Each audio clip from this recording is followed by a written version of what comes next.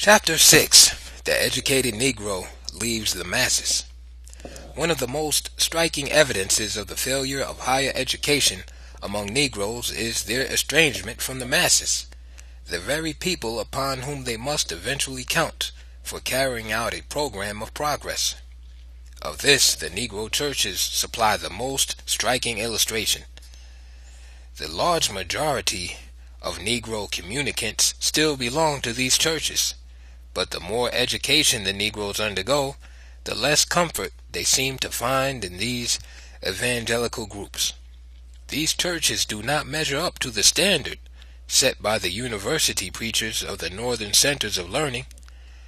Most Negroes returning as finished products from such institutions, then, are forever lost to the popular Negro churches.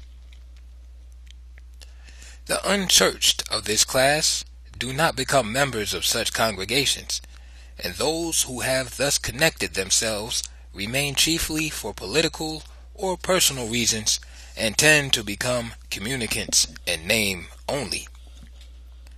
The Negro church, however, although not a shadow of what it ought to be, is the great asset of the race. It is a part of the capital that the race must invest to make its future. The Negro church has taken the lead in education in the schools of the race. It has supplied a forum for the thought of the highly educated Negro. It has originated a large portion of the business controlled by Negroes, and in many cases it has made it possible for Negro professional men to exist. It is unfortunate, then, that these classes do not do more to develop the institution. In thus neglecting it, they are throwing away what they have to obtain something which they think they need. In many respects, then, the Negro church during recent generations has become corrupt. It could be improved, but those Negroes who can help the institution have deserted it to exploiters, grafters, and libertines.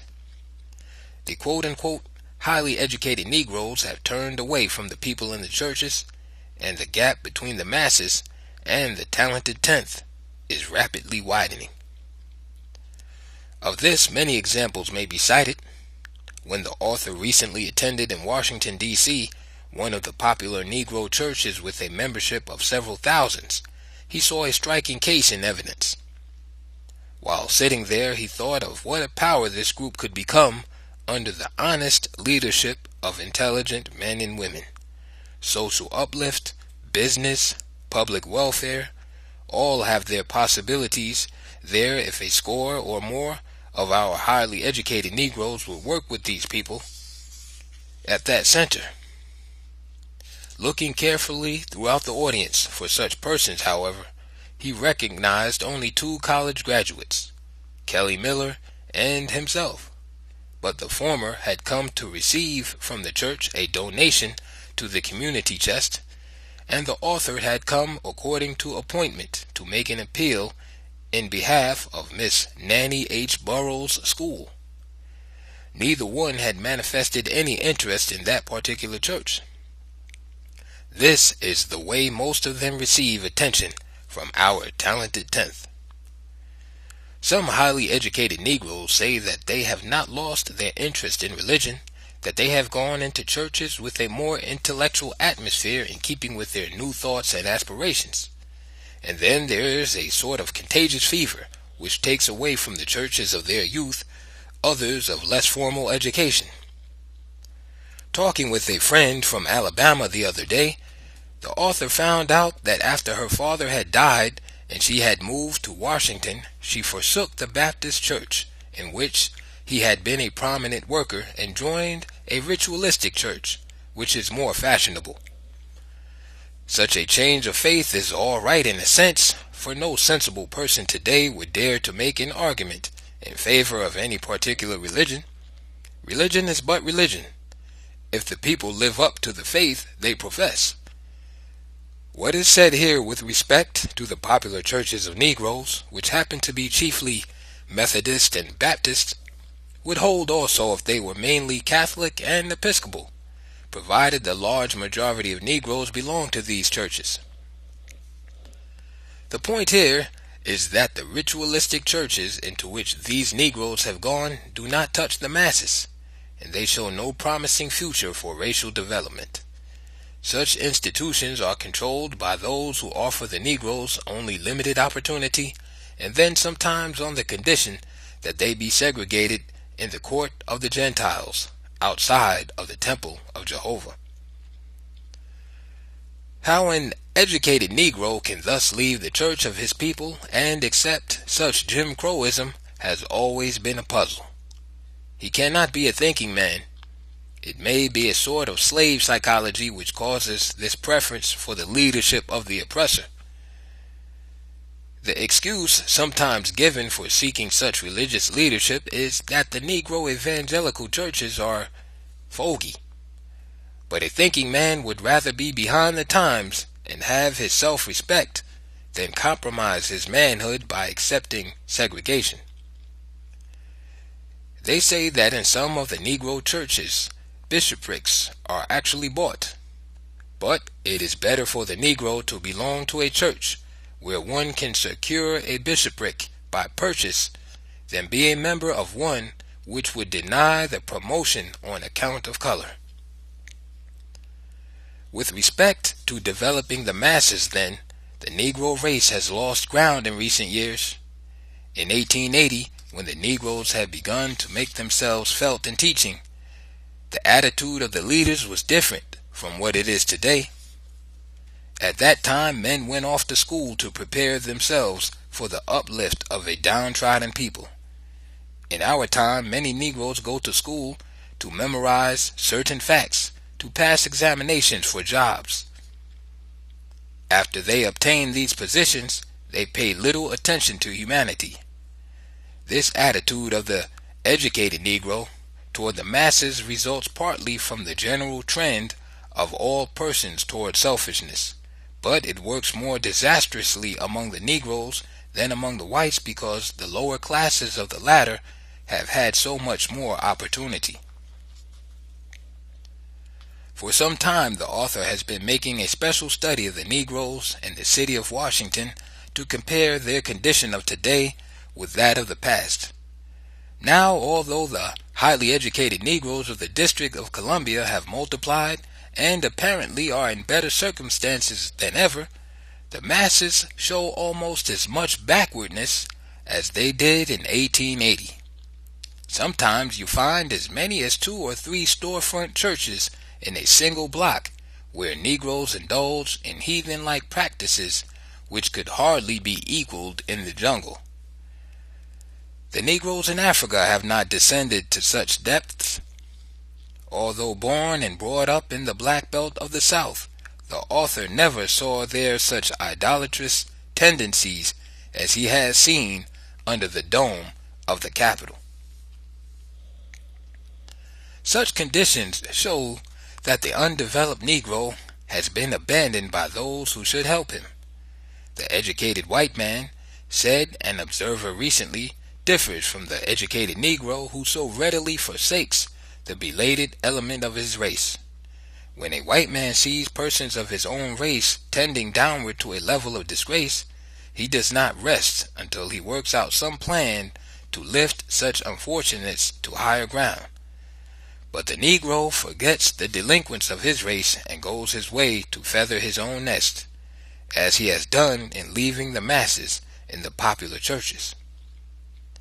This is sad indeed, for the Negro church is the only institution the race controls. With the exception of the feeble efforts of a few all but starved out institutions, the education of the Negroes is controlled by the other element. And save the dramatization of practical education by Booker T. Washington, Negroes have not influenced the system at all in America. In business, the lack of capital, credit, and experience has prevented large undertakings to accumulate the wealth necessary for the ease and comfort essential to higher culture.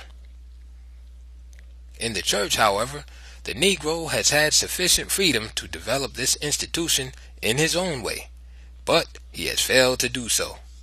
His religion is merely a loan from the whites, who have enslaved and segregated the Negroes, and the organization, though largely an independent Negro institution, is dominated by the thought of the oppressors of the race. The educated Negro minister is so trained as to drift away from the masses, and the illiterate preachers into whose hands the people inevitably fall are unable to develop a doctrine and procedure of their own. The dominant thought is to make use of the dogma of the whites as means to an end. Whether the system is what it should be or not, it serves the purpose. In chameleon-like fashion, the Negro has taken up almost everything religious which has come along instead of thinking for himself. The English split off from the Catholics because Henry VIII had difficulty in getting sanction from the church to satisfy his lust for amorous women, and Negroes went with this ilk, singing, "God Save the King." Others later said the thing necessary is baptism by immersion, and the Negroes joined them as Baptists. Another circle of promoters next said we must have a new method of doing things and we should call ourselves Methodists, and the Negroes then embraced that faith. The Methodists and Baptists split up further on account of the custom of holding slaves, and the Negroes arrayed themselves on the respective sides. The religious agitators divided still more on questions beyond human power to understand, and the Negroes started out in similar fashion to imitate them. For example, 30 of the 213 religious bodies reported in 1926 were exclusively Negro, while 30, which were primarily white denominations, had one or more Negro churches among their number. In other words, Negroes have gone into practically all sects established by the whites, and in addition to these, they have established 30 of their own to give the system further complication and subdivision. The situation in these churches is aggravated too by having too many ministers and about 5 times as many supervisory officials as a church embracing all Negro communicants would actually need. All of the Negro Methodists in the world, if united, would not need more than 12 bishops, and these would have time to direct the affairs of both Methodist and Baptist in a united church. There is no need for 3 or 4 bishops, each teaching the same faith and practice while duplicating the work of the other in the same area, merely because a long time ago somebody following the ignorant oppressors of the race in these churches committed the sin of dissension and strife. For all of this unnecessary expense, impoverished Negroes have to pay. The quote-unquote theology of foreigners, too, is the important factor in this disunion of churches and the burden which they impose on an unenlightened people. Theologians have been the bane of bliss and source of woe. While bringing the joy of conquest to their own camp, they have confused the world with disputes which have divided the church and stimulated division and subdivision to the extent that it no longer functions as a Christian agency for the uplift of all men. To begin with, theology is of pagan origin. Albert Magnus and Thomas Aquinas worked out the first system of it by applying to religious discussion the logic of Aristotle, a pagan philosopher, who believed neither in the creation of the world nor the immortality of the soul. At best, it was degenerate learning based upon the theory that knowledge is gained by the mind working upon itself, rather than upon matter or through sense perception. The world was therefore confused with the discussion of absurdities, as it is today, by those of prominent churchmen. By their peculiar reasoning, too, theologians have sanctioned most of the ills of the ages. They justified the Inquisition, serfdom, and slavery. Theologians of our time defend segregation and the annihilation of one race by the other. They have drifted away from righteousness into an effort to make wrong seem to be right. While we must hold the Negroes responsible for following these ignorant theorists, we should not charge to their account the origination of this nonsense with which they have confused thoughtless people. As said above, the Negro has been so busy doing what he is told to do that he has not stopped long enough to think about the meaning of these things. He has borrowed the ideas of his traducers instead of delving into things and working out some thought of his own. Some Negro leaders of these religions know better, but they hold their following by keeping the people divided, in emphasizing non-essentials, the insignificance of which the average man may not appreciate. The highly educated Negroes who know better than to follow these unprincipled men have abandoned these popular churches. While serving as the avenue of the oppressor's propaganda, the Negro Church, although doing some good, has prevented the union of diverse elements and has kept the race too weak to overcome foes who have purposely taught Negroes how to quarrel and fight about trifles until their enemies can overcome them. This is the keynote to the control of the so-called inferior races by the self-styled superior. The one thinks and plans, while the other, in excited fashion, seizes upon and destroys his brother, with whom he should cooperate.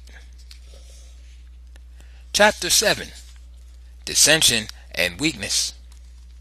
In recent years, the churches in enlightened centers have devoted less attention to dissension than formerly.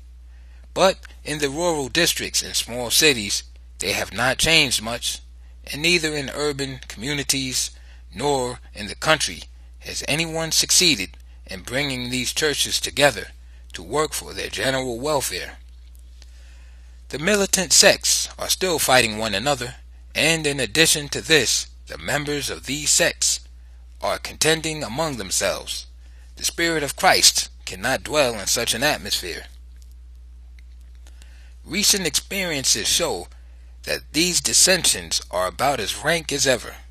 For example, a rural community in which an observer spent 3 weeks a year ago has no church at all, although 8 or 10 families live there. No church can thrive among them because, with 1 or 2 exceptions, each family represents a different denomination, and the sectarian bias is so pronounced that one will not accept the procedure of the other. Each one loves his fellow man if he thinks as he does, but if his fellow man does not, he hates and shuns him. In another rural community, where the same observer recently spent 2 weeks, he found a small and poorly attended Methodist church. Worshipping there one Sunday morning, he counted only 4 persons who lived in the community. Others might have come, for there was no other church for them in that place. But this particular church was not of their faith, and their number was too small to justify the establishment of one to their liking. The support given the unfortunate pastor there is so meager that he can hardly afford to come to them once a month, and consequently these peasants are practically without spiritual leadership. People who are so directed as to develop such an attitude are handicapped for life. Someone recently inquired as to why the religious schools do not teach the people how to tolerate differences of opinion and to cooperate for the common good. This, however, is the thing which these institutions have refused to do. religious schools have been established, but they are considered necessary to supply workers for denominational outposts and to keep alive the sectarian bias by which the Baptists hope to outstrip the Methodists, or the latter the former. No teacher in one of these schools has advanced a single thought which has become a working principle in Christendom, and not one of these centers is worthy of the name of a school of theology. If one would bring together all of the teachers in such schools and carefully sift them, he would not find in the whole group a sufficient number qualified to conduct one accredited school of religion. The large majority of them are engaged in imparting to the youth worn-out theories of the ignorant oppressor. This lack of qualified teachers in Negro schools of theology, however, is not altogether the fault of the teachers themselves. It is due largely to the system to which they belong. Their schools of theology are impoverished by their unnecessary multiplication, and consequently the instructors are either poorly paid or not compensated at all. Many of them have to farm, conduct enterprises, or pastor churches to make a living while trying to teach. Often then only the inefficient can be retained under such circumstances. Yet those who see how they have failed because of these things nevertheless object to the unification of the churches as taught by Jesus of Nazareth, whom they have all but ceased to follow because of their sectarian bias obtained from thumb-worn books of misguided Americans and Europeans. Recently, an observer saw a result of this in the sermon of a Negro college graduate trying to preach to a church of the masses. He referred to all the great men in the history of a certain country to show how religious they were, whether they were or not. When he undertook to establish the Christian character of Napoleon, however, several felt like leaving the place in disgust. The climax of the service was a prayer by another miseducated Negro, who devoted most of the time to thanking God for Cicero and Demosthenes. Here, then, was a case of the religion of the pagan handed down by the enslaver and segregationalists to the Negro. Returning from the table where he had placed his offering in a church on a Sunday morning not long thereafter, this observer saw another striking example of this failure to hit the mark. He stopped to inquire of his friend, Jim Minor, as to why he had not responded to the appeal for a collection. "What?" said Jim. "I ain't giving that man nothing. That man ain't fed me this morning, and I ain't feeding him." This was Jim's reaction to a scholarly sermon entitled "The Humiliation of the Incarnation." During the discourse, too, the minister had much to say about John Knox, orthodox, and another of the communicants bowing at that shrine inquired of the observer later as to who this John Knox orthodox was and where he lived. The observer could not answer all of the inquiries thus evoked, but he tried to explain the best he could that the speaker had studied history and theology. This was the effect this sermon had on an earnest congregation. The minister had attended a school of theology, but had merely memorized words and phrases, which meant little to him and nothing to those who heard his discourse. The school in which he had been trained followed the traditional course for ministers, devoting most of the time to dead languages and dead issues. He had given attention to polytheism, monotheism, and the doctrine of the Trinity. He had studied also the philosophical basis of the Caucasian dogma, the elements of that theology, and the schism by which fanatics made religion a football and multiplied wars only to moisten the soil of Europe with the blood of unoffending men. This minister had given no attention to the religious background of the Negroes to whom he was trying to preach. He knew nothing of their spiritual endowment and their religious experience as influenced by their traditions and environment in which the religion of the Negro has developed and expressed itself. He did not seem to know anything about their present situation. These honest people therefore knew nothing additional when he had finished his discourse. As one communicant pointed out, their wants had not been supplied, and they wondered where they might go to hear a word which had some bearing upon the life which they had to live. Not long ago, when the author was in Virginia, he inquired about a man who was once a popular preacher in that state. "He is here," they said, "but he is not preaching now. He went off to school, and when he came back the people could not understand what he was talking about. Then he began to find fault with the people because they would not come to church. He called them fogey because they did not appreciate his new style of preaching and the things he talked about. The church went down to nothing, and he finally left it and took up farming."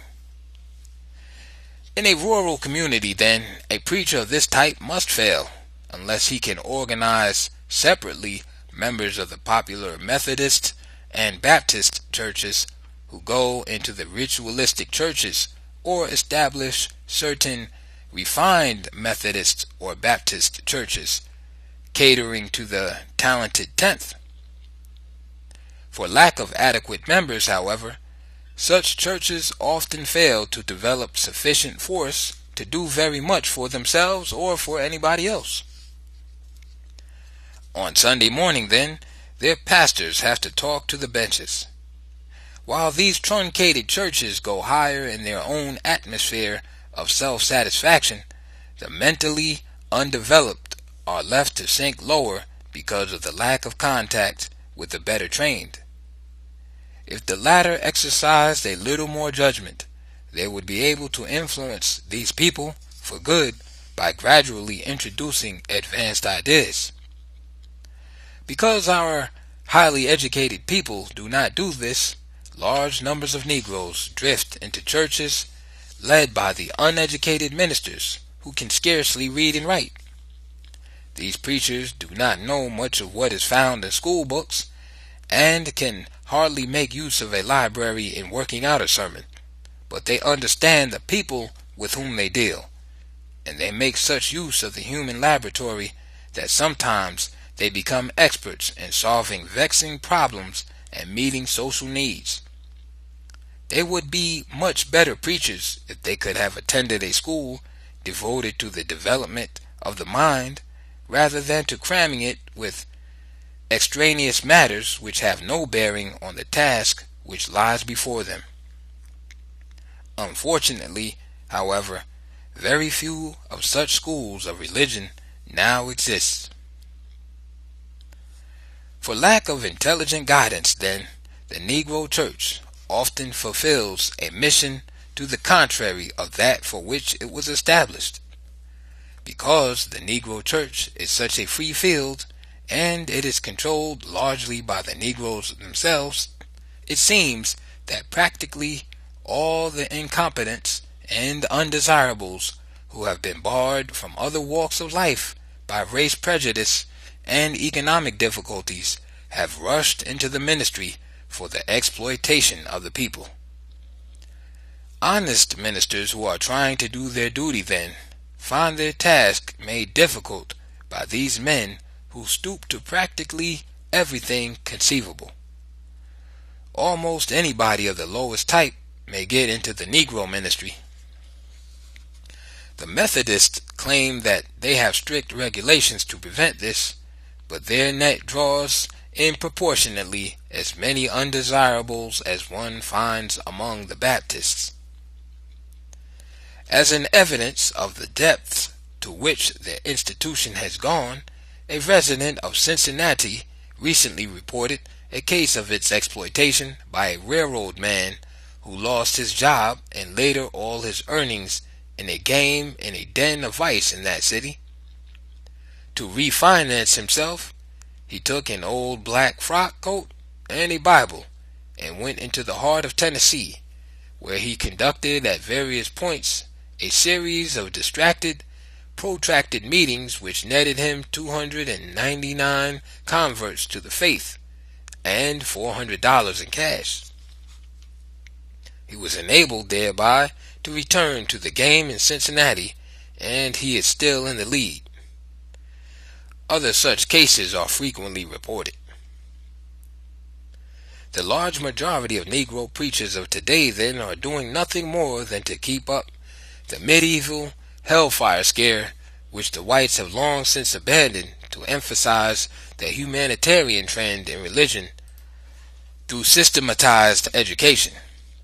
The young people of the Negro race could be held in the church by some such program, but the Negro's Christianity does not conceive of social uplift as a duty of the church, and consequently Negro children have not been adequately trained in religious matters to be equal to the social demands upon them. Turning their back on medievalism, then, these untrained youth think nothing of taking up moonshining, gambling, and racketeering as occupations, and they find great joy in smoking, drinking, and fornication as diversions. They cannot accept the old ideas, and they do not understand the new. What the Negro Church is, however, has been determined largely by what the white man has taught the race by precept and example. We must remember that the Negroes learned their religion from the early white Methodists and Baptists, who evangelized the slaves and the poor whites when they were barred from proselyting the aristocracy. The American white people themselves taught Negroes to specialize unduly in the praise the Lord, hallelujah worship. In the West Indies, among the Anglicans, and among the Latin people, Negroes do not show such emotionalism. They are cold and conservative. Some of the American whites, moreover, are just as far behind in this respect as are the Negroes, who have had less opportunity to learn better. While in Miami, Florida, not long ago, the author found in 2 interracial holiness churches that the following was a third or fourth white. The whites joined wholeheartedly with the Negroes in their holy rolling, and some of them seemed to be rollers not holy.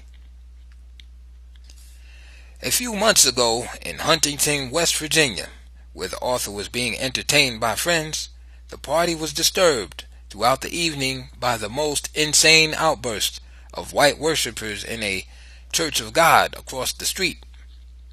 There they daily indulged in such whooping and screaming in unknown tongues that the Negroes have had to report them to the police as a nuisance. The author has made a careful study of the Negro Church, but he has never known Negroes to do anything to surpass the performance of those heathen.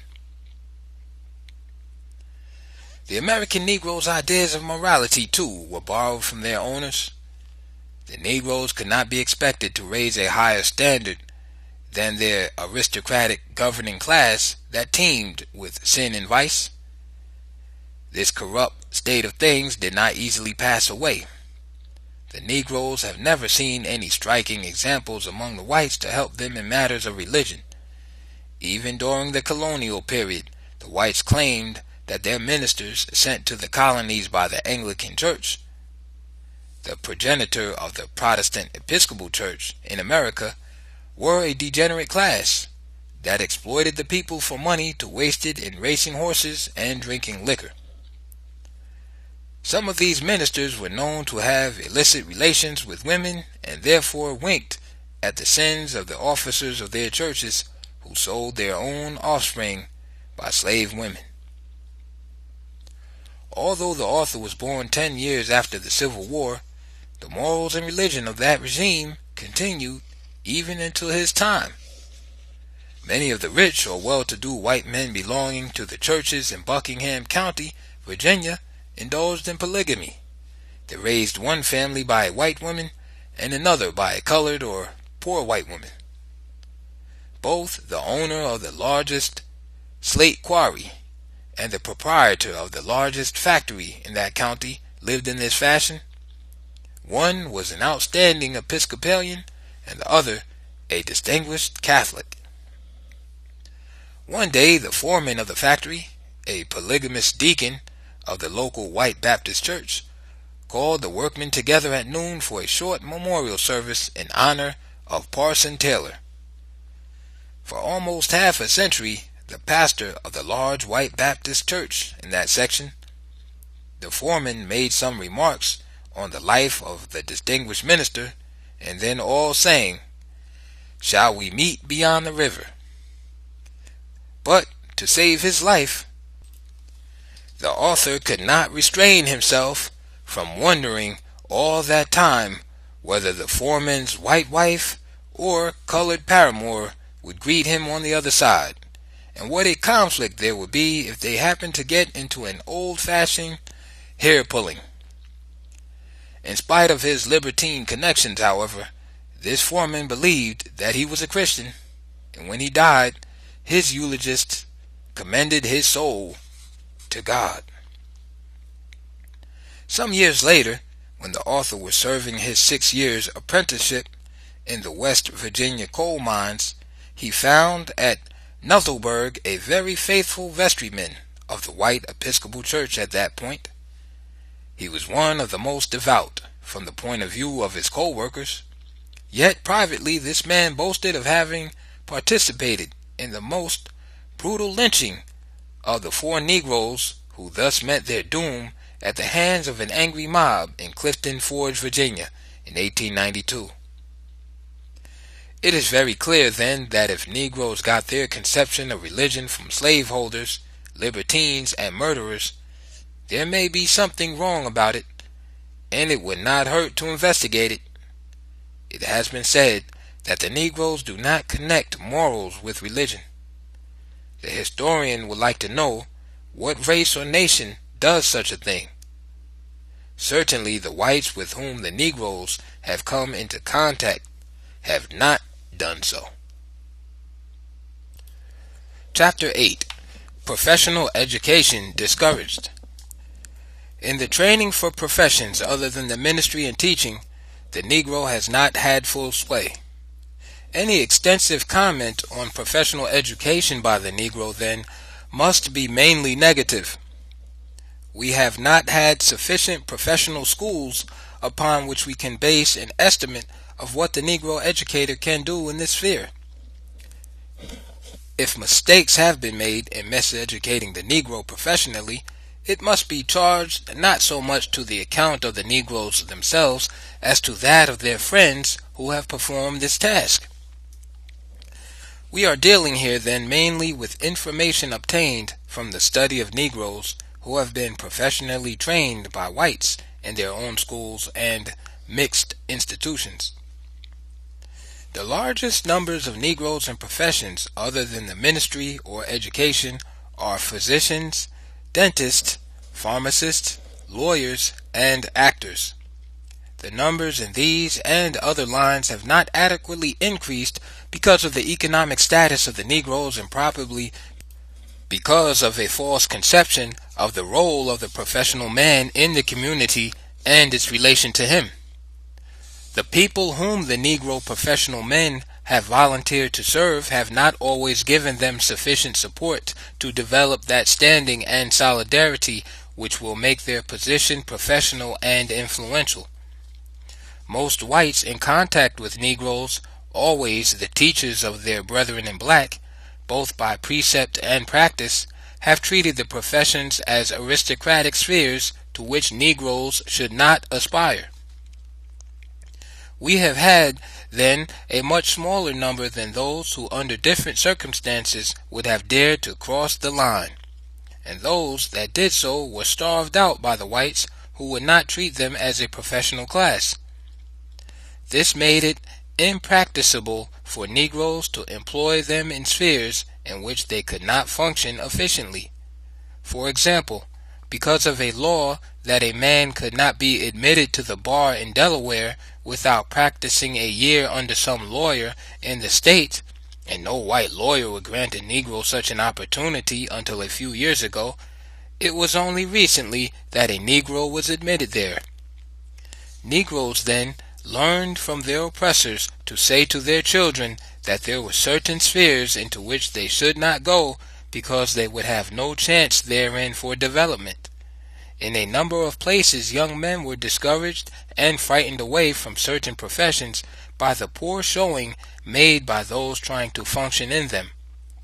Few had the courage to face this ordeal, and some professional schools in institutions for Negroes were closed about 30 or 40 years ago, partly on this account. This was especially true of the law schools, closed during the wave of legislation against the Negro, at the very time the largest possible number of Negroes needed to know the law for the protection of their civil and political rights. In other words, the thing which the patient needed most to pass the crisis was taken from him that he might more easily die. This one act, among many others, is an outstanding monument to the stupidity or malevolence of those in charge of Negro schools, and it serves as a striking demonstration of the miseducation of the race.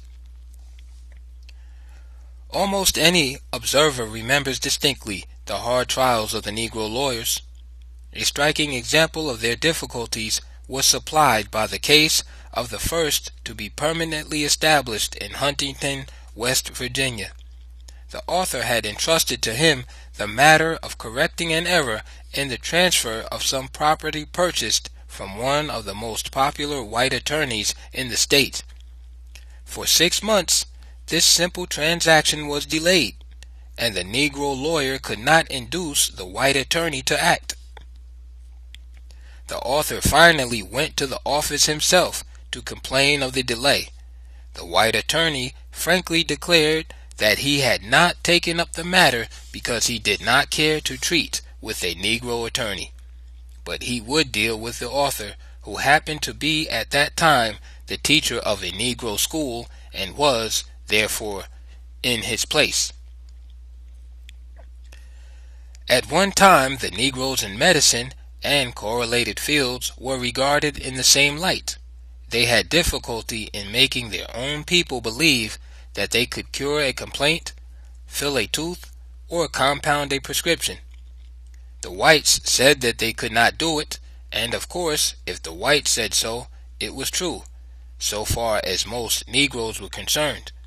In those fields, however, actual demonstrations to the contrary have convinced a sufficient number of both Negroes and whites that such an attitude toward these classes is false.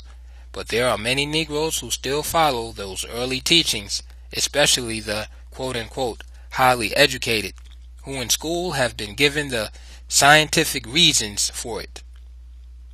It is a most remarkable process that while in one department of a university a Negro may be studying for a profession, in another department of the same university he is being shown how the Negro professional man cannot succeed.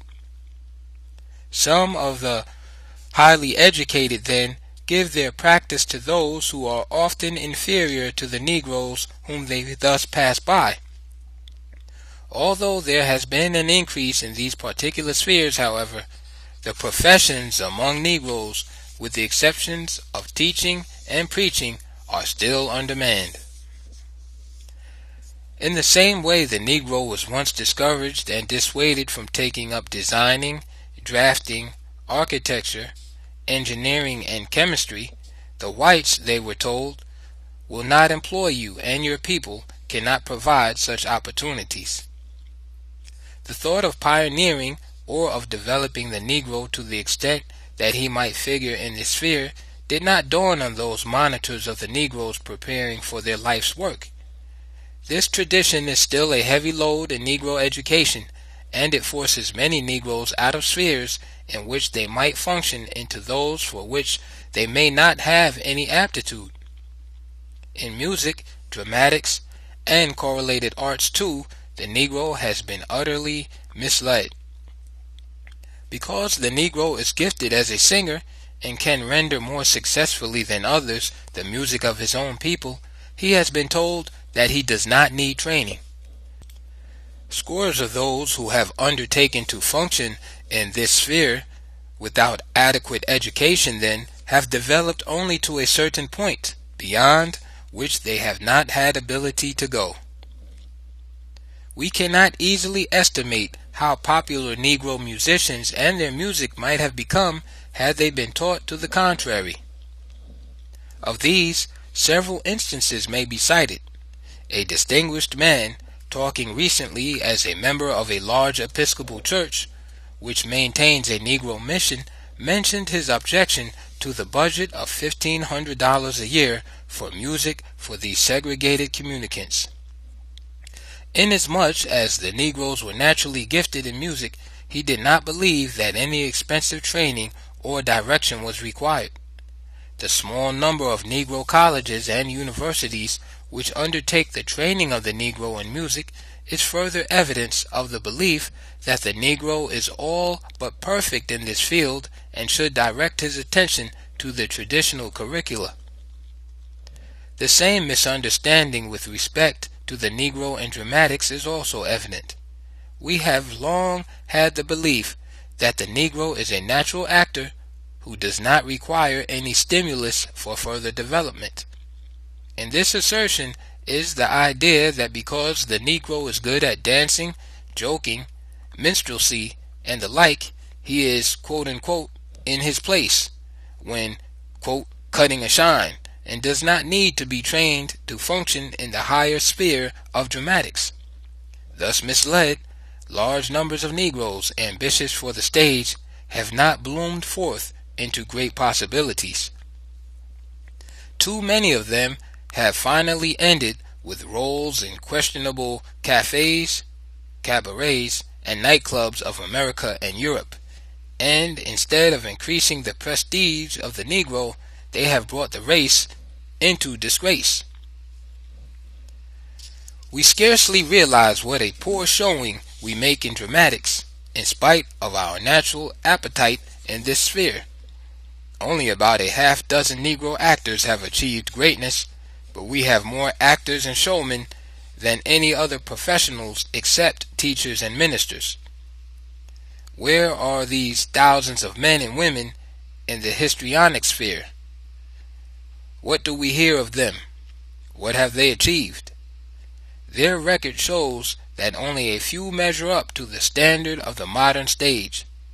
Most of these would-be artists have no preparation for the task undertaken. A careful study of the Negro in dramatics shows that only those who have actually taken the time to train themselves as they should have finally endured. Their salvation has been to realize that adequate training is the surest way to attain artistic maturity, and those few who have thus understood the situation clearly demonstrate our ineptitude in the failure to educate the Negroes along the lines in which they could have admirably succeeded. Some of our schools have for some time undertaken this work as imitators of institutions dealing with persons otherwise circumstanced. Desirable results, therefore, have not followed, and the Negro on the stage is still mainly the product of the trial and error method. Several other reasons may be given for the failure of a larger number of Negro actors to reach a higher level. In the first place, they have been recognized by the white man only in purely plantation comedy and minstrelsy, and because of the large number entering the field, it has failed to offer a bright future for many of such aspirants. Repeatedly told by the white man that he could not function as an actor in a different sphere, the American Negro has all but ceased to attempt anything else. The successful career of Ira Aldridge in Shakespeare was forgotten until recently recalled by the dramatic success of Paul Robeson in Othello. The large majority of Negroes have settled down then to contentment as ordinary clowns and comedians. They have not had the courage, or they have not learned how to break over the unnatural barriers and occupy higher ground. The Negro author is no exception to the traditional rule. He writes, but the white man is supposed to know more about everything than the Negro. So who wants a book written by a Negro about one? As a rule, not even a Negro himself. For if he is really, quote, educated, he must show that he has the appreciation for the best in literature. The Negro author then can neither find a publisher nor a reader, and his story remains untold. The Negro editors and reporters were once treated the same way, but thanks to the uneducated printers who founded most of our newspapers which have succeeded, these men of vision have made it possible for the, quote, educated Negroes to make a living in this sphere in proportion as they recover from their education and learn to deal with the Negro as he is and where he is. Chapter 9. Political Education Neglected. Some time ago, when Congressman Oscar De Priest was distributing by thousands copies of the Constitution of the United States, certain wiseacres were disposed to make fun of it. What purpose would such an act serve? These critics, however, probably did not know that thousands and thousands of Negro children in this country are not permitted to use school books in which are printed the Declaration of Independence or the Constitution of the United States. Thomas Jefferson and James Madison are mentioned in their history as figures in politics rather than as expounders of liberty and freedom. These youths are not permitted to learn that Jefferson believed that government should derive its power from the consent of the governed. Not long ago, a measure was introduced in a certain state legislature to have the Constitution of the United States thus printed in school histories, but when the bill was about to pass, it was killed by someone who made the point that it would never do to have Negroes study the Constitution of the United States. If the Negroes were granted the opportunity to peruse this document, they might learn to contend for the rights therein guaranteed, and no Negro teacher who gives attention to such matters of the government is tolerated in those backward districts. The teaching of government, or the lack of such instruction, then, must be made to conform to the policy of, quote, keeping the Negro in his place.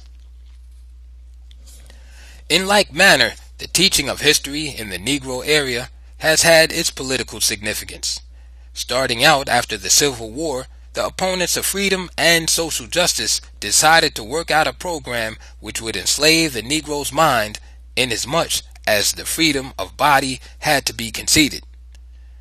It was well understood that if by the teaching of history the white man could be further assured of his superiority, and the Negro could be made to feel that he had always been a failure, and that the subjection of his will to some other race is necessary, the freedman then would still be a slave. If you can control a man's thinking, you do not have to worry about his action. When you determine what a man shall think, you do not have to concern yourself about what he will do. If you make a man feel that he is inferior, you do not have to compel him to accept an inferior status, for he will seek it himself. If you make a man think that he is justly an outcast, you do not have to order him to the back door. He will go without being told. And if there is no back door, his very nature will demand one. This program, so popular immediately after the Civil War, was not new, but after this upheaval, its execution received a new stimulus. Histories written elsewhere for the former slave area were discarded, and new treatments of local and national history in conformity with the recrudescent propaganda were produced to give whites and blacks the biased point of view of the development of the nation and the relations of the races. Special treatments of the Reconstruction period were produced in apparently scientific form by propagandists who went into the first graduate schools of the East to learn modern historiography about half a century ago. Having the stamp of science, the thought of these polemics was accepted in all seats of learning. These rewriters of history fearlessly contended that slavery was a benevolent institution. The masters loved their slaves and treated them humanely. The abolitionists meddled with the institution, which the masters eventually would have modified. The Civil War, brought about by quote-unquote fanatics like William Lloyd Garrison and John Brown, was unnecessary. It was a mistake to make the Negro a citizen, for he merely became worse off by incurring the displeasure of the master class that will never tolerate him as an equal, and the Negro must live in this country in a state of recognized inferiority. Some of these theories may seem foolish, but historians even in the North have been won to this point of view. They ignore the recent works of Miss Elizabeth Donen, Mrs. H.T. Catterall, and Dr. Frederick Bancroft, who have spent years investigating slavery and slave trading. These are scientific productions with the stamp of the best scholarship in America. Treatises produced from such genuine documents as the court records of the slaveholding section itself, and these authors have rendered the public a valuable service in removing the whitewash which pseudo-historians have been giving to slavery and slaveholders for more than a century. In the preparation of Negroes, many of whom teach in the South, these biased Northern historians even convert them to such a faith.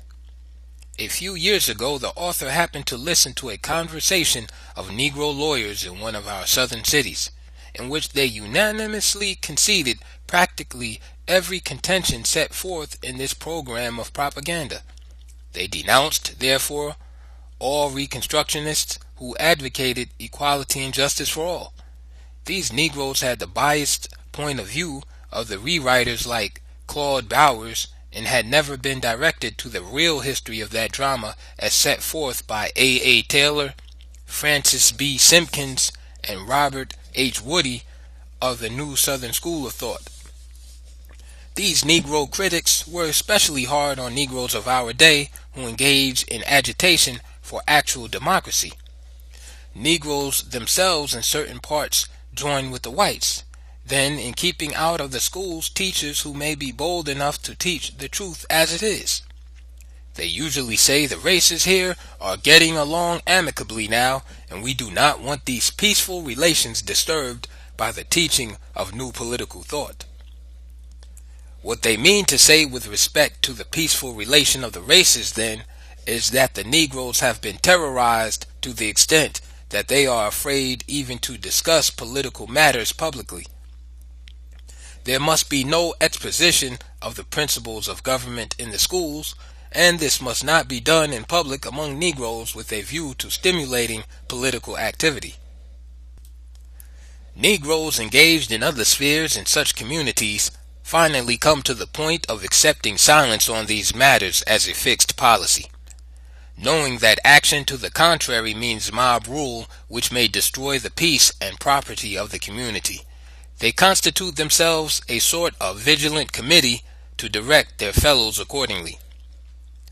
A few years ago, a rather youthful-looking high school principal in one of the large cities was unceremoniously dismissed because he said jocosely to the president of the Board of Education in reply to his remark about his youthful bearing, quote, "I am old enough to vote." "Horrors," said the infuriated official. "Put him out. We brought him here to teach these Negroes how to work, and here he is thinking about voting." A few prominent Negroes of the place muttered a little, but they did nothing effective to correct this injustice. In certain parts, therefore, the Negroes under such terrorism have ceased to think of political matters as their sphere. Where such things come into the teaching in more advanced work, they are presented as matters of concern to a particular element rather than as functions in which all citizens may participate. The result is that Negroes grow up without knowledge of political matters which should concern all elements. To prevent the Negroes from learning too much about these things, the whites in the schools are sometimes neglected also, but the latter have the opportunity to learn by contact, close observation, and actual participation in the affairs of government. Negroes in certain parts, then, have all but abandoned voting even at points where it might be allowed. In some cases, not as many as 2,000 Negroes vote in a whole state. By special legislation providing for a literacy test and the payment of taxes, their number of voters has been reduced to a negligible quantity, and the few who can thus function do not do so because they are often counted out when they have the deciding vote. The test established for the restriction of suffrage were not intended to stimulate political education, but to eliminate the Negro vote by subterfuge.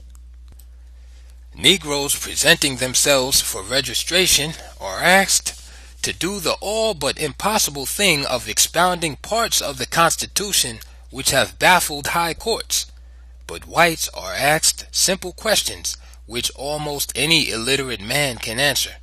In this way the Negroes, however intelligent, are turned down, and all ignorant whites are permitted to vote. These laws, then, have retarded rather than stimulated the political education of both races. Such knowledge is apparently useless for Negroes and unnecessary for the whites, for the Negroes do not immediately profit by having it, and the whites may function as citizens without it. The effect of such a one-sided system is decidedly bad. One does not realize it until he talks with men and women of these districts, who because of the denial of these privileges have lost interest in political matters. A book agent working in the plantation area of Mississippi tested the knowledge of Negroes of these matters by asking them questions about the local and state government. He discovered that they knew practically nothing in this sphere.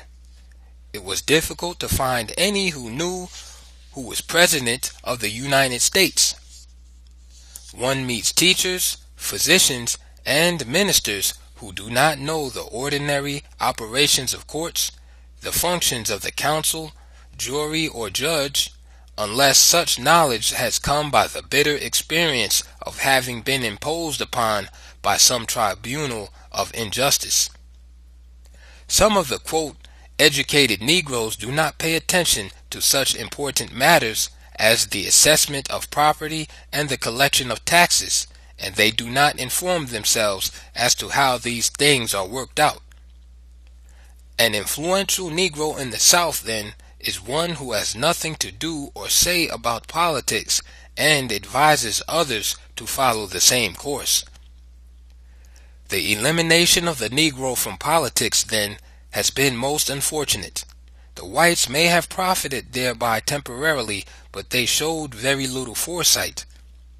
How the whites can expect to make of the Negroes better citizens by leading them to think they should have no part in the government of this country is a mystery. To keep a man above vagabondage and crime, he needs, among other things, the stimulus of patriotism. But how can a man be patriotic when the effect of his education is to the contrary? What little chance the Negro has to learn by participation in politics in most parts of the South is unfortunately restricted now to corruption. The usual stir about electing delegates to the National Republican Convention from the Southern states and the customary combat the Negroes have with lily-white corruptionists are about all the political matters which claim their attention in the Lower South. Neither the white nor the black faction, as a rule, makes any effort to restore suffrage to Negroes. The objective is merely the control of delegates and federal patronage for the financial considerations involved. To do this, they resort to numerous contests, culminating in closing hotels and bolting doors for secret meetings. Since this is the only activity in which Negroes can participate, they have learned to look upon it as honorable. Large numbers of Negroes become excited over the contest and give much publicity to it on the rostrum and in the press as a matter of great importance. The methods of these corruptionists of both races, however, should be condemned as a disgrace to the state and nation. Instead of doing something to get rid of this ilk, however, we find the highly educated Negroes trying to plunge also into the mire. One of the most discouraging aspects in Negro life recently observed was that of a presidential campaign. Prominent Negroes connected with 3 of our leading institutions of learning temporarily abandoned their work to round up Negro votes for one of the candidates. The objective, of course, was to control the few ordinary jobs which are allotted to Negro politicians for their campaign services. When the successful candidate had been inaugurated, however, he carefully ignored them in the makeup of the personnel of his administration and treated Negroes in general with contempt. When you think of the fact that the Negroes who are being thus used are supposedly the most reputable Negro leaders and our most highly educated men, you have to wonder whether the Negro has made any progress since emancipation. The only consolation one can get out of it is that they may not represent the whole race. In the North, the Negroes have a better chance to acquire knowledge of political matters of the simple kind, but the bosses do not think it is advisable to enlighten them thoroughly. Negroes in parts are employed in campaigns, but they are not supposed to discuss such issues of the day as free trade, tariff for protection, the World Court, and the League of Nations. These Negro workers are supposed to tell their people how one politician seeking office has appointed more Negro messengers or charwomen in the service than the other, or how the grandfather of the candidate stood with Lincoln and Grant through their ordeal and thus brought the race into its own. Another important task of these Negroes thus employed is also to abuse the opposing party, showing how hostile it has been to the Negro while the highly favorable party was doing so much for the race. The course of these bosses has been interesting. At first, the white man used the Negro leader by giving him a drink occasionally. The next step was to give him sufficient money to set up drinks in the name of the white candidate. When drinking at the expense of the candidate became too common, the politicians fell back on the distribution of funds in small amounts.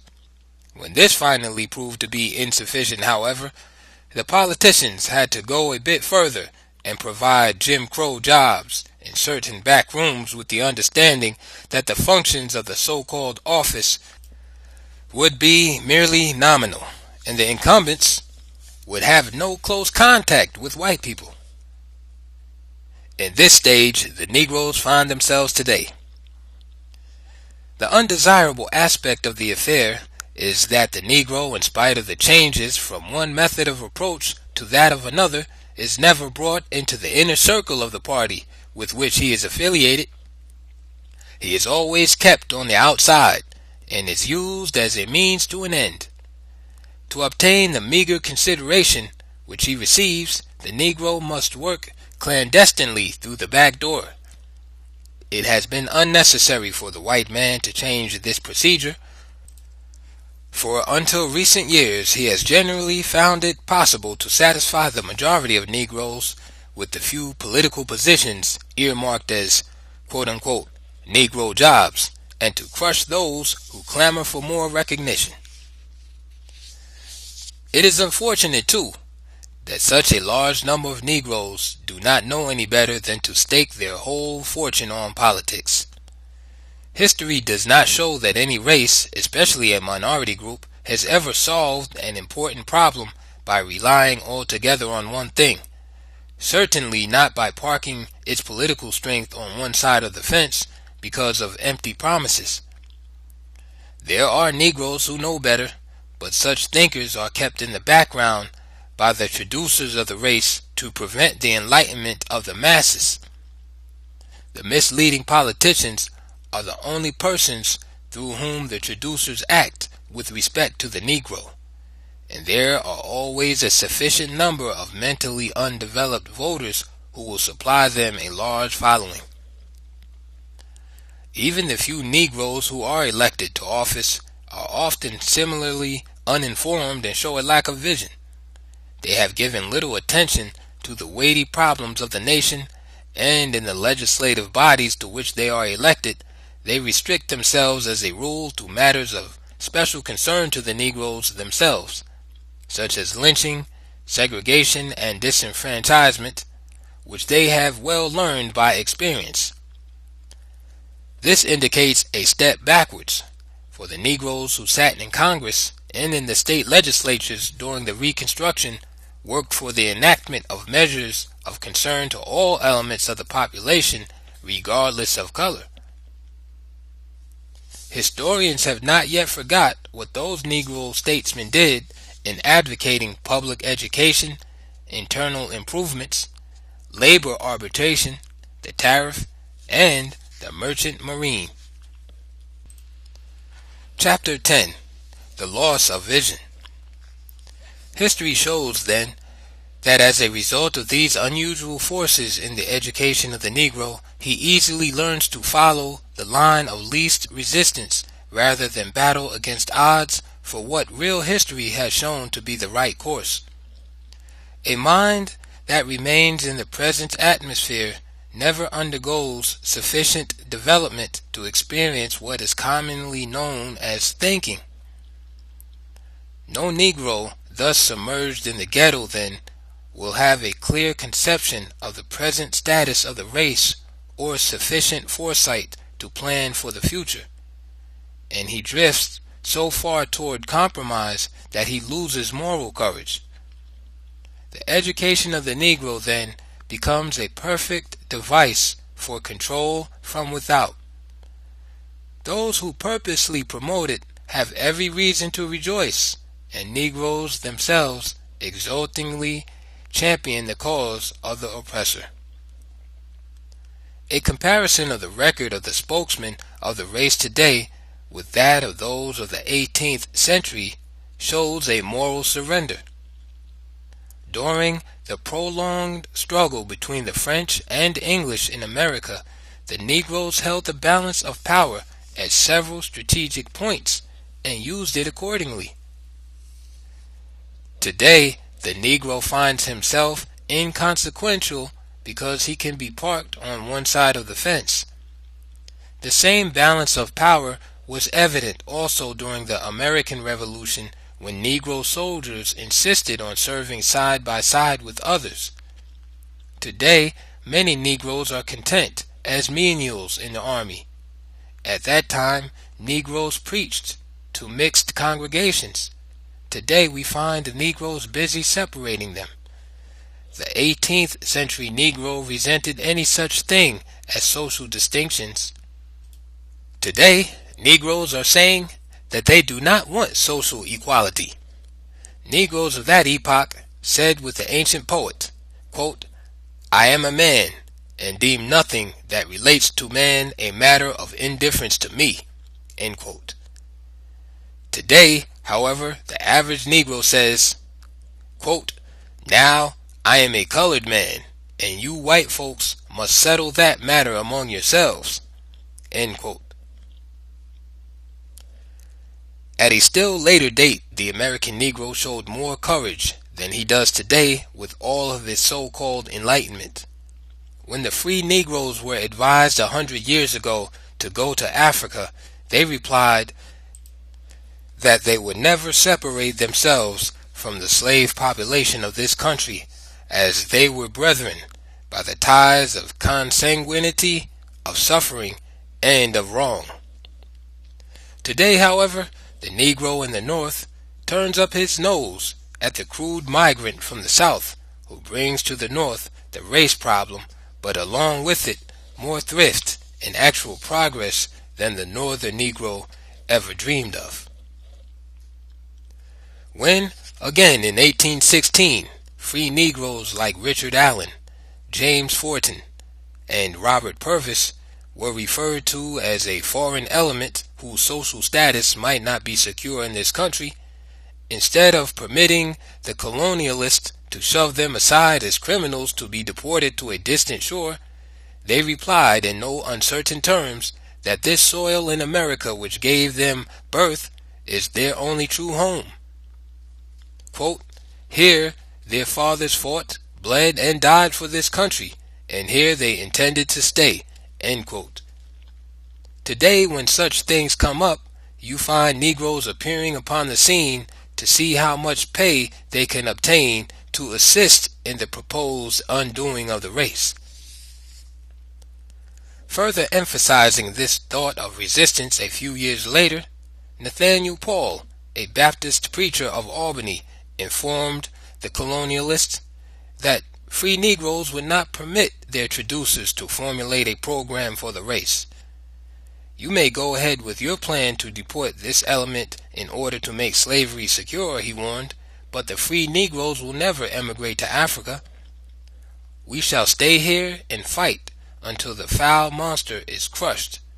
Slavery must go."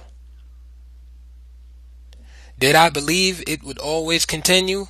said he. "And that man to the end of time would be permitted with impunity to usurp the same undue authority over his fellow. I would disavow any allegiance or obligation I was under to my fellow creatures, or any submission that I owed to the laws of my country. I would deny the superintending power of divine providence in the affairs of this life. I would ridicule the religion of the Savior of the world, and treat as the worst of men the ministers of the everlasting gospel. I would consider my Bible as a book of false and delusive fables, and commit it to the flames. Nay, I would still go farther. I would at once confess myself an atheist, and deny the existence of a holy God." And these Negroes of a century ago stood their ground, and fought the pro-slavery deportationalists to a standstill. For with the exception of a few pioneers, the emigrants to Liberia were largely slaves manumitted on the condition that they would settle in Africa. These freedmen, then, could have no ideals but those of the slave-holding section from which they were sent. They established, therefore, a slavocracy in Liberia. If Liberia has failed, then, it is no evidence of the failure of the Negro in government. It is merely evidence of the failure of slavery. The Negroes attacking Jim Crowism almost a century ago fearlessly questioned the constitutionality of such a provision. Speaking through Charles Lennox Raymond of that day, they said, quote, "There is a distinction between social and civil rights. We all claim the privilege of selecting our society and associations, but in civil rights, one man has not the prerogative to define rights for another. These race distinctions react in all their wickedness, to say nothing of their concocted and systematized odiousness and absurdity, upon those who are illiberal and mean enough to practice them." In our day, however, we find some, quote, highly educated Negroes approving such Jim Crowism.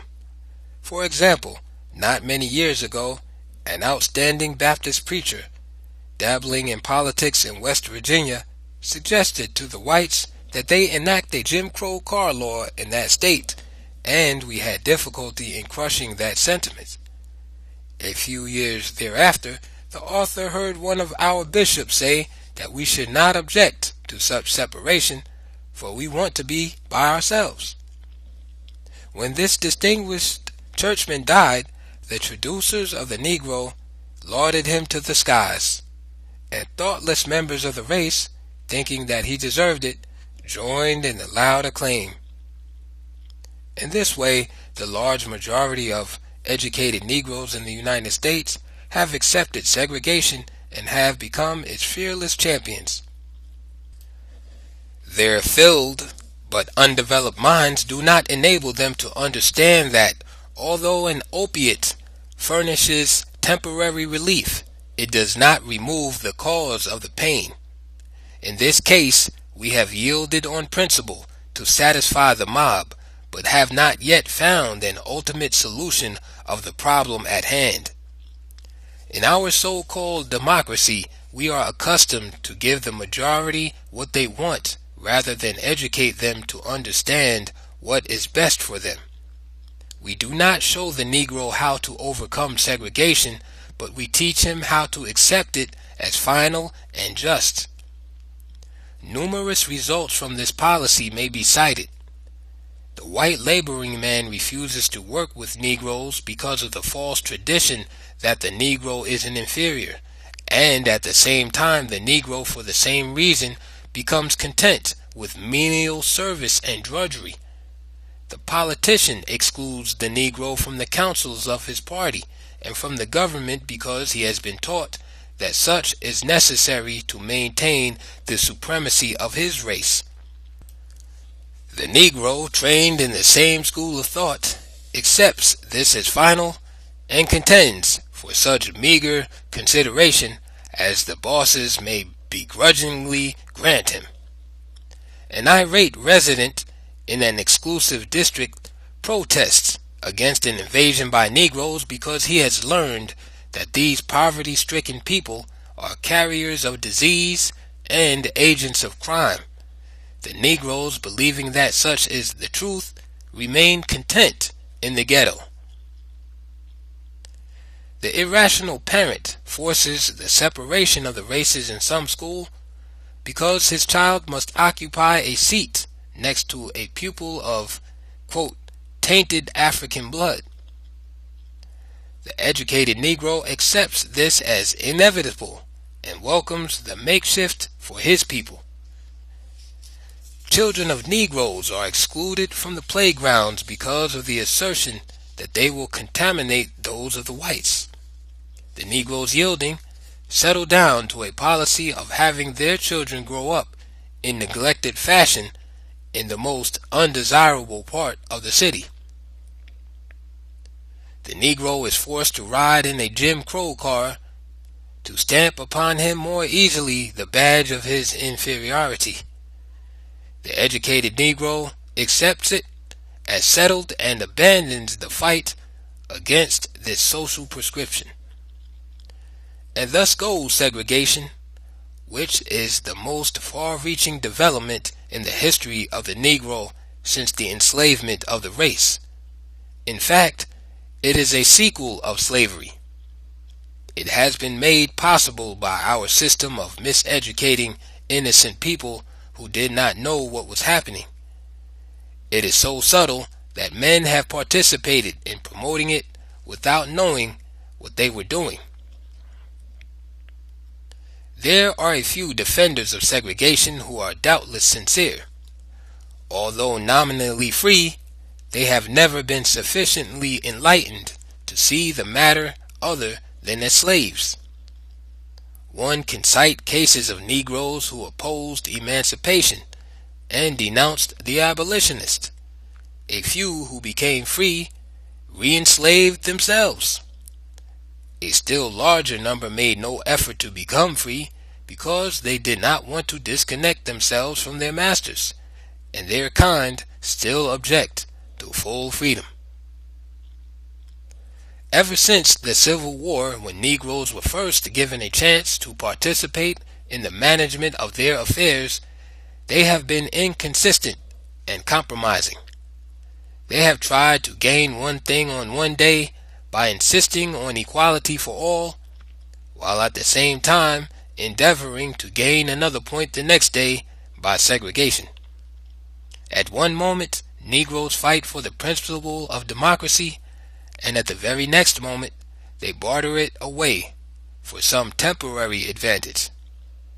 You cannot have a thing and dispose of it at the same time. For example, the Negro political leaders of the Reconstruction period clamored for suffrage and the right of holding office, serving in the militia, and sitting on the jury. But few of them wanted white and colored children to attend the same school. When expressing themselves on education, most of them took the position of segregationists. And Charles Sumner, in his fight for the civil rights of the Negro, had to eliminate mixed schools from his program, not only because whites objected, but also because the Negroes themselves did not seem to want them.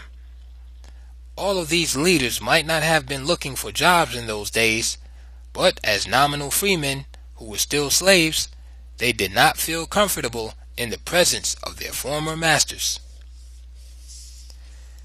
These timorous men were very much like some Negroes who were employed near the author's home in Virginia by a northern farmer who had moved into the state after the Civil War. When breakfast time came the first morning, he called them in to eat at the table with his family. These actual slaves, however, immediately lost their appetite. One finally called the employer aside and settled the matter in another way. He said, quote, "Now, boss, you ain't used to the rules of this country. We just can't sit at the table with white folk. We've been used to eating the cake and bread out yonder between the plow handles. Let us go out there." End quote. The system, therefore, has extended from one thing to another until the Negroes today find themselves hedged in by the color bar almost every way they turn, and, set off by themselves, the Negroes cannot learn from the example of others with whom they might come into contact. In the ghetto, too, they are not permitted to construct and carry out a program of their own. These segregating institutions interfere with the development of self-help among Negroes. For often Negroes fail to raise money to establish institutions which they might control, but they readily contribute large sums for institutions which segregate persons of African blood. Denied participation in the higher things of life, the educated Negro himself joins too with ill-designing persons to handicap his people by systematized exploitation. Feeling that the case of the Negro is hopeless, the educated Negro decides upon the course of personally profiting by whatever he can do in using these people as a means to an end. He grins in their faces while extracting money from them, but his heart shows no fond attachment to their despised cause. With a little larger income than they receive, he can make himself somewhat comfortable in the ghetto, and he forgets those who have no way of escape. Some of this educated class join with unprincipled real estate men in keeping Negroes out of desirable parts of the city and confining them to unsanitary sections. Such persons help the profiteer to collect from Negroes, thus cornered, a larger rental than that exacted from whites for the same property. In similar fashion, a Negro minister sometimes goes into a community where the races are moving along amicably together in their churches and rents a shack or an old empty store to start a separate church for quote-unquote our people, not to supply any practical need, but to exploit those who have never learned to think.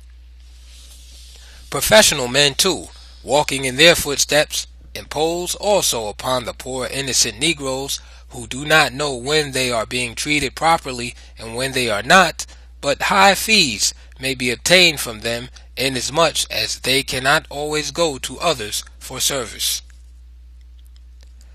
Settling in a community with mixed schools, the educated Negro often advocates their separation, that his daughter may secure a position in the system.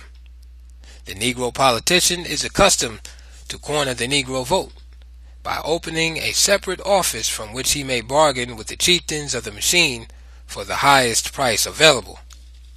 When paid off by some position, which is not very lofty, this office holder accepts such employment with the understanding that he will be set off by himself, as if he were destructive of the rest of mankind. In the present crisis, however, the highly educated Negroes find very little to exploit, and in their untoward condition, they have no program of finding a way out. They see numerous instances of Negroes losing their jobs in white establishments. In fact, these things occur daily. Janitors who have been giving satisfaction are abruptly told that they will no longer be needed. Negro waiters in hotels are being informed that their places will go to white workers. Negro truck drivers are ordered to step down and let the needy of the other race go up. We hear so much of this that we wonder what the outcome will be. In this readjustment, of course, when there are fewer opportunities left for those who cannot or do not have the opportunity to operate machines, the Negroes will naturally be turned out of their positions by their employers who think first of their own race.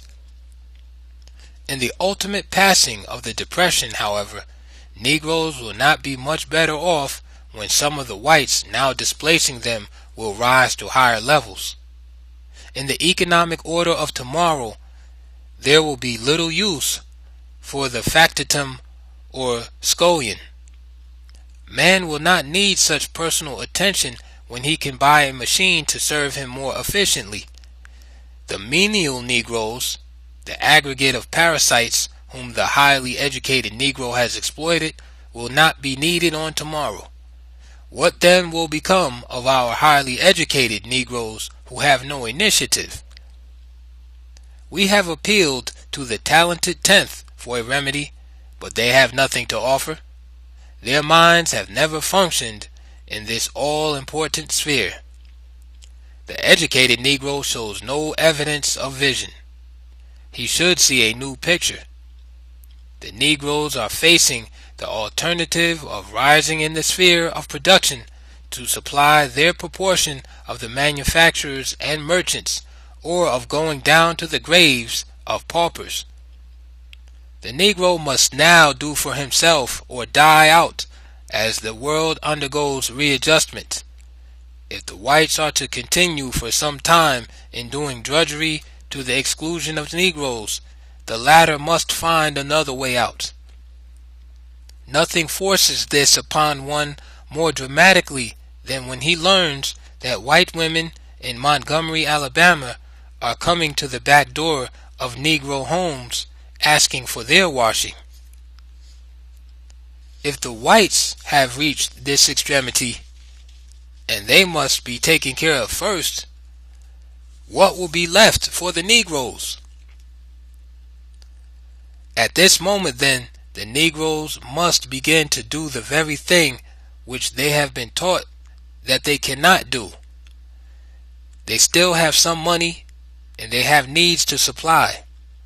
They must begin immediately to pool their earnings and organize industries to participate in supplying social and economic demands.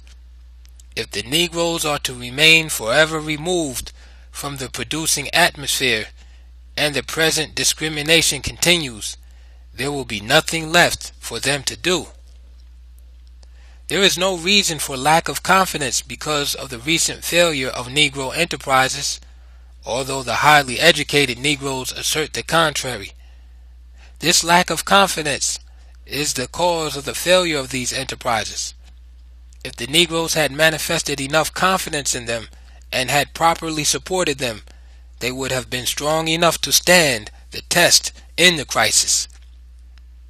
Negro banks, as a rule, have failed because the people, taught that their own pioneers in business cannot function in this sphere, withdrew their deposits. An individual cannot live after you extract the blood from his veins. The strongest bank in the United States will last only so long as the people will have sufficient confidence in it to keep their money there. In fact, the confidence of the people is worth more than money. The lack of confidence of the Negro in himself and in his possibilities is what has kept him down. His miseducation has been a perfect success in this respect. Yet, it is not necessary for the Negro to have more confidence in his own workers than in others. If the Negro would be as fair to his own as he has been to others, this would be all that is necessary to give him a new lease on life and start the trend upward. Here we find that the Negro has failed to recover from his slavish habit of berating his own and worshiping others as perfect beings. No progress has been made in this respect because the more education the Negro gets, the worse off he is. He has just had so much longer to learn to decry and despise himself. The race looking to this educated class for a solution of its problems does not find any remedy, and on the contrary sees itself further and further away from those things to which it has aspired. By forgetting the schoolroom for the time being and relying upon an awakening of the masses through adult education, we can do much to give the Negro a new point of view with respect to economic enterprise and group cooperation. The average Negro has not been sufficiently miseducated to become hopeless. Our minds must become sufficiently developed to use segregation to kill segregation, and thus bring to pass that ancient and yet modern prophecy, quote, "The wrath of man shall praise thee," end quote. If the Negro in the ghetto must eternally be fed by the hand that pushes him into the ghetto, he will never become strong enough to get out of the ghetto. This assumption of Negro leadership in the ghetto, then, must not be confined to matters of religion, education, and social uplift. It must deal with such fundamental forces in life as make these things possible. If the Negro area, however, is to continue as a district supported wholly from without, the inept dwellers therein will merit and will receive only the contempt of those who may occasionally catch glimpses of them in their plight. As Frederick Douglass said in 1852, quote, "It is vain that we talk of being men if we do not the work of men. We must become valuable to society in other departments of industry than those servile ones from which we are rapidly being excluded. We must show that we can do as well as they, when we can build as well as live in houses, when we can make as well as wear shoes, when we can produce as well as consume wheat, corn, and rye, then we shall become valuable to society." Society, continued Douglass, is a hard-hearted affair. With it, the helpless may expect no higher dignity than that of paupers. The individual must lay society under obligation to him, or society will honor him only as a stranger and sojourner.